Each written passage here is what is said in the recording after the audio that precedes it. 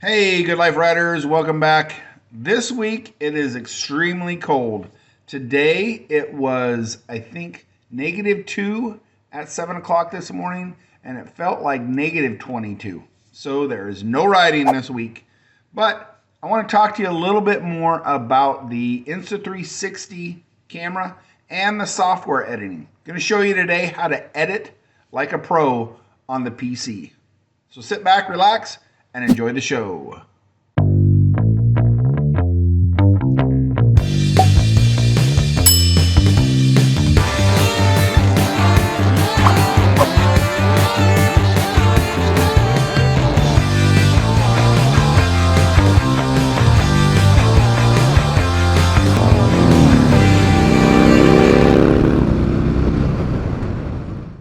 Okay, let's see how this works. I'm going to go ahead and I have the Insta360 Studio 2021 version 4.1 open, and we're going to talk a little bit about working with the files and how to do some editing. So I'm going to take my footage from my SD card and I just move it to the computer.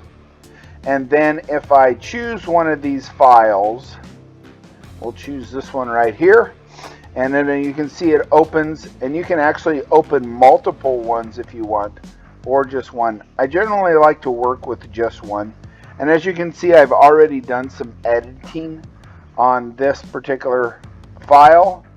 We're going to open it back up to the way it would edit if I hadn't done any editing.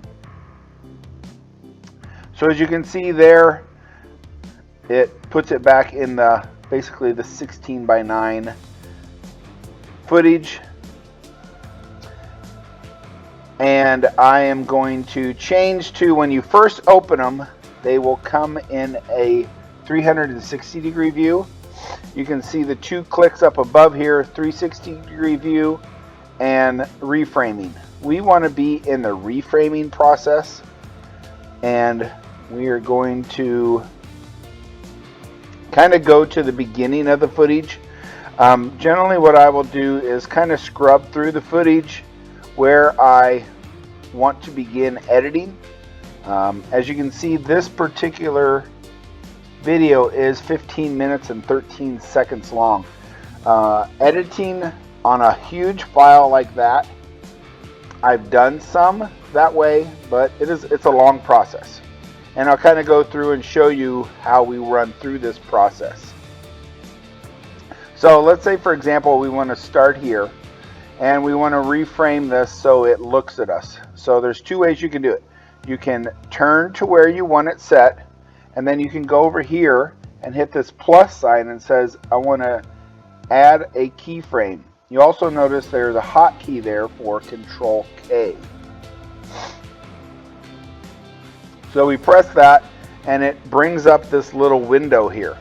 This is the window that shows the setup for how your footage will look. You can have some these little settings here. Each one has a specific setup. So for example, if we hit the default one, it puts us to 75-degree field of view with a 0.06 distortion. It shows us that we are in a pan angle of 133.3, our tilt angle is 0, and our roll angle is set to 0 also. So as you can see here, you'll watch on here, if I grab this and I move this footage up a little bit, it changes our tilt angle. And then if I want to go here, I can click on that and I can change it. We're going to go to a 0.9, and you see it kind of gives you a wider field of view, but it also distorts it a little bit. If we go to a 0, you can see there how it changed that viewpoint. If we go to a 1, let's go to a 1.0. And then if we go even further out to like a 1.8, you can see how that begins to make it a little bit of a ball. So one thing we can do on here is we can use our up and down arrows rather than typing in a number. We can use our up and down arrows. Our left and right arrows actually is what we use. So here I'm going to use my left arrow and I can zoom into it more. And if I use my right arrow, I go out. Same with any of these functions. So if I put it on there, I can roll it around left and right, and I can change my up and down as well. So all of those settings can be adjusted. You can also use, if you click down on, like here I'm holding my mouse down and I'm just moving on the screen up and down. So those are some ways that you can change that setup. And then when you get it set there, I usually go a little bit further ahead and will try to change how my view looks. So it looks like I'm still set on. Yeah. So it's actually going to what my setup here is, where my conversion. So if I want to add another keyer, I can change that, bring my keyer around here. But the big thing you'll notice is we've got from this keyer at 52 to this keyer we're at a minute 20. So there's a lot of things that happen in that ride. We turned out of this parking lot, down this road, and came up this way. So the other thing you kind of want to do in this situation is either one, zoom in or out, which you see you can use your control plus minus, control plus, and zoom in and out, or you can just drag this. And then what it does is you'll see here at the bottom is it zooms in and zooms out of your timeline. And sometimes this doesn't follow through as well. You can see your little mouse here as how it's gone through and changed that. Got to exit out of there. Yes, I want to quit. Okay, then the next thing we can do here, I'm going to go back in between here and I'm going to set a couple of different things. Generally, the way I do this when I roll is I'll start here, I'll get my setting for how I want it, and then I will press play until I get to a point where we're going to make a turn. And here it's following well, but if you notice here shortly, see how it changes there quite a bit, and I don't like that look, so I want to go back like this and then hit my Control K, move it around to where I want, and it has that setting. Then I generally, rather than move over here, move back and forth. If you notice, it says you can use the pause or the space bar. So if I hit the space bar, then it starts to record again. I kind of want to change my setup there. I'm going to go here, and now I'm going to actually zoom into my footage a little bit. And I did that by just hitting this box here. Changed it to a 90-degree field of view, and our distortion was set at 0. And generally, for the most part, when I'm doing edits like this for YouTube or for my own use, I will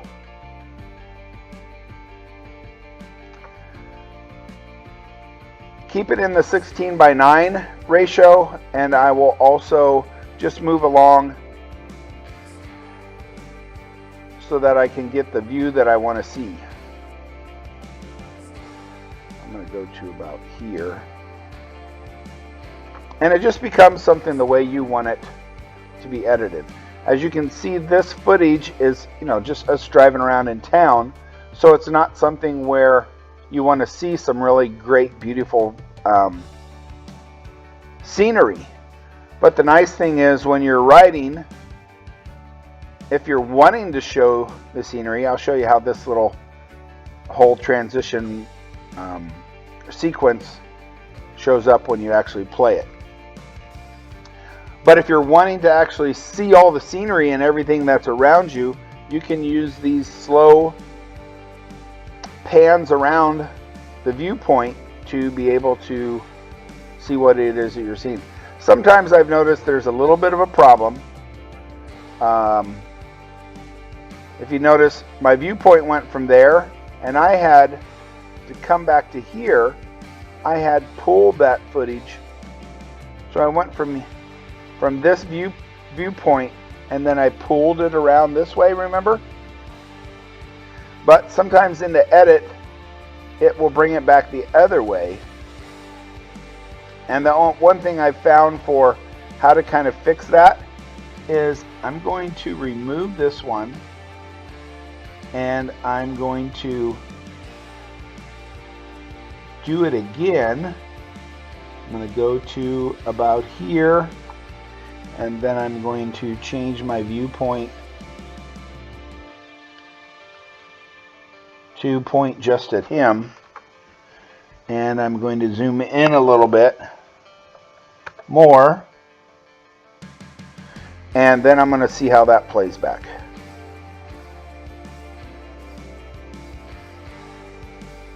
So some of this, it becomes a trial and error thing that you have to do. See there, it moved around the way I want it to. I want it to go all the way around so you could actually see that.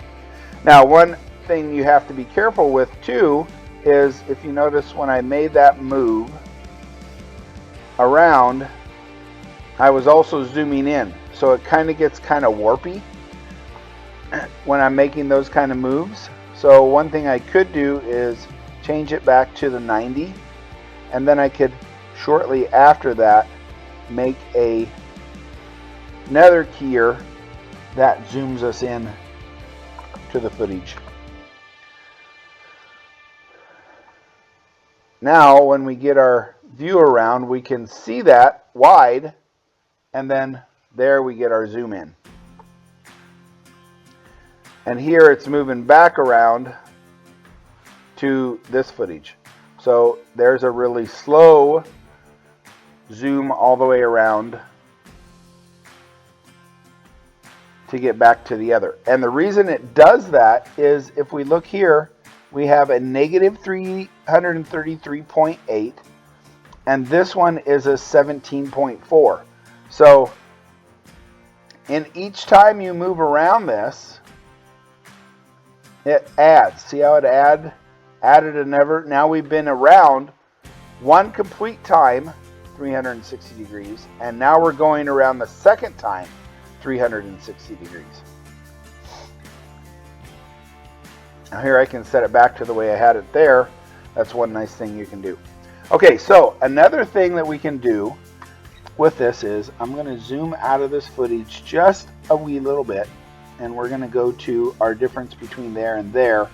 And I'm going to go to this thing, what's called a time shift. And I'm going to go from there all the way to here, and we're going to speed up that footage.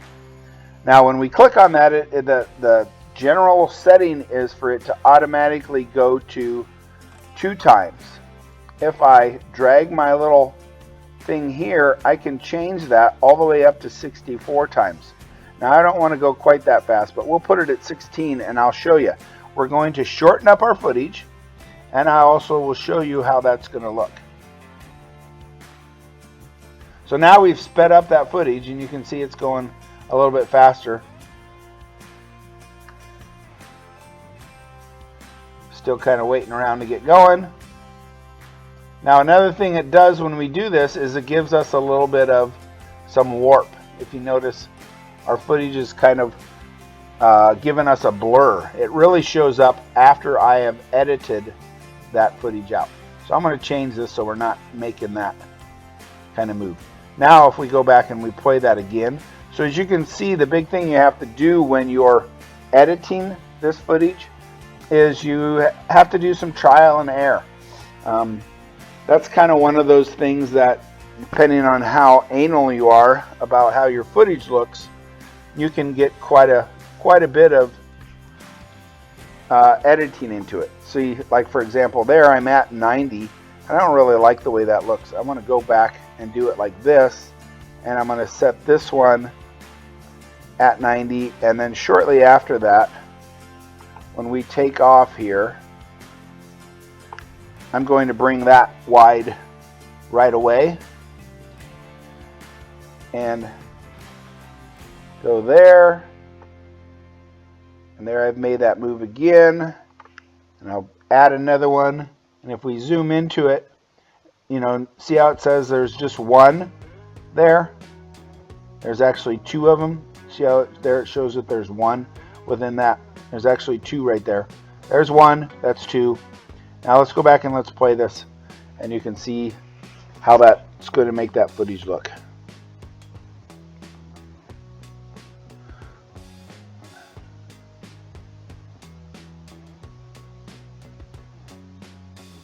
See, now I've widened out in that first step, and now I'm wide all the way as we move along.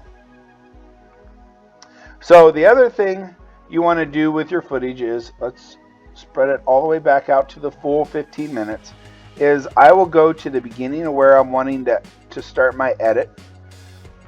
We'll click there, and we'll set this up.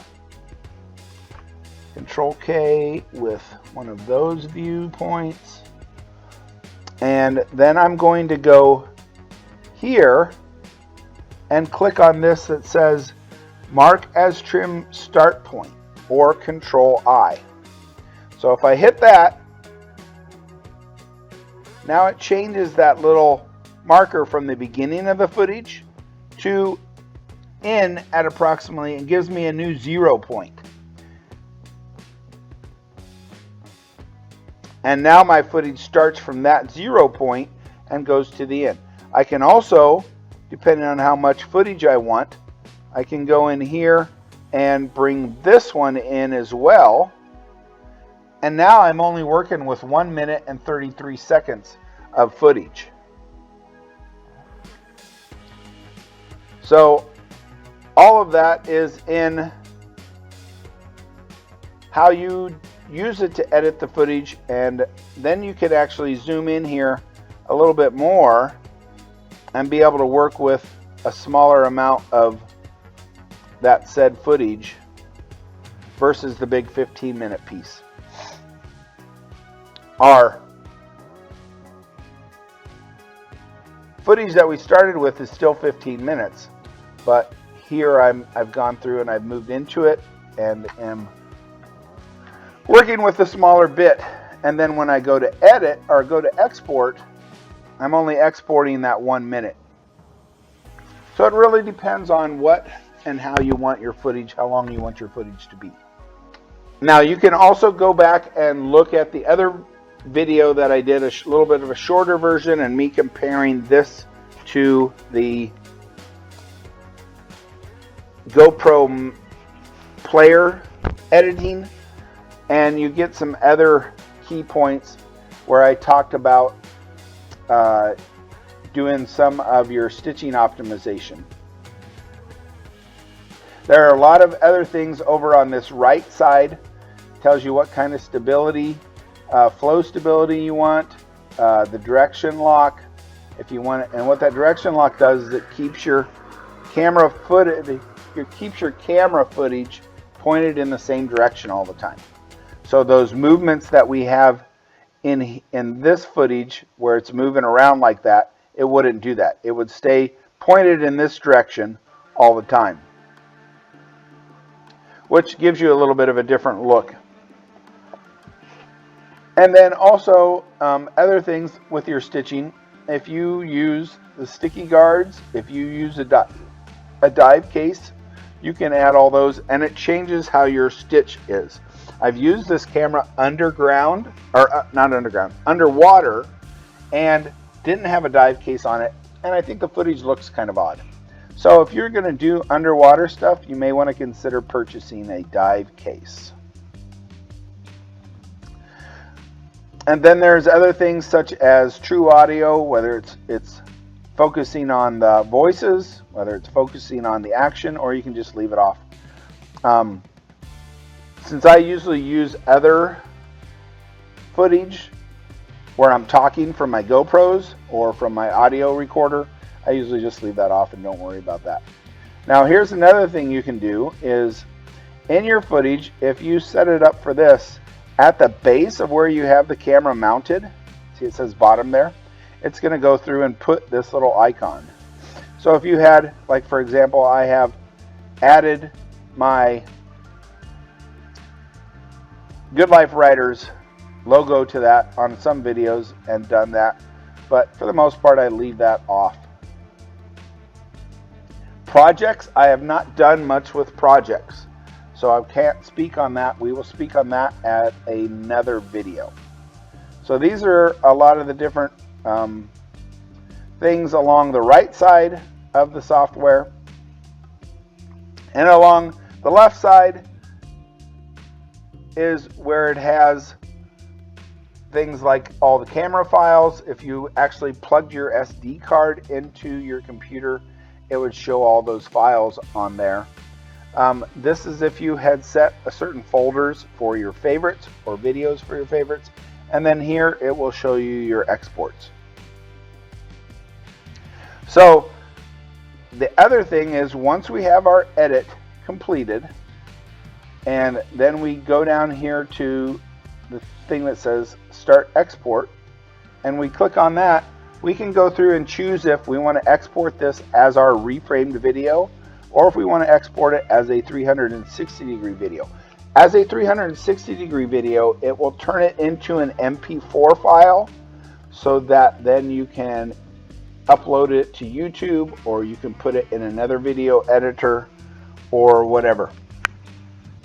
If you do it as the reframed video, it's going to do it as a basically a 2D video, like your one that you have, like the one that you have here that we created by making our moves. Then you can go through and tell it where you're going to save the footage. You can rename that footage. This was the original name of it. You know, I might make it as, this is my video edit, ride Brad. And then I'm going to save it under wherever you can change it and save it in a different place.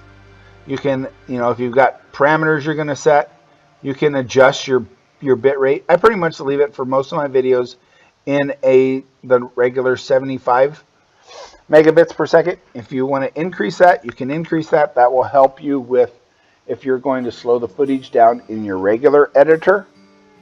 And then you can change your resolution. For the most part, I do the standard 1080 widescreen view. You can change your encoding. Usually I've been using 264, but I've been noticing there's a lot of the newer phones and the newer video editing apps that like the H265. So I think I'm going to start exporting it in the H265. Now also, if you go in here, you can do a color plus and remove grain. That will actually change the way your footage looks. I'm going to go ahead and export this without that, and then I will export it with that, and I will put those two bits of footage at the end of this so that you can actually see how those look. So there is our basics for editing with the Insta360 footage, or Insta360 Studio on the PC. Let me know in the comments below. I'm going to go ahead and start this export. Let me know in the footage below, or in the comments below, what types of things you would like to see and know more about with editing for the 360 video. There is not a lot of tutorials out there on editing here, and it's all going to depend on how your footage is, whether you want it to look at you, or whether you want it to look around, or how you're going to use it, whether you're going to use footage for TikTok, whether you're going to use footage for large videos. So hope you enjoyed that. Again, I will put at the end of this, I will put these two exported videos showing you the difference between the regular and then the added with the Color Plus and the removed grade, so you can see the difference of those. Thanks for joining us. We will bring you some more 360 tutorial type footage in the coming days. If you have any questions, again, let me know in the comments below. We'd be glad to make some videos so you can know more about editing with the Insta360 camera and the PC software. Until next time, keep the sunny side up, keep the rubber side down, and always have an utterly awesome day.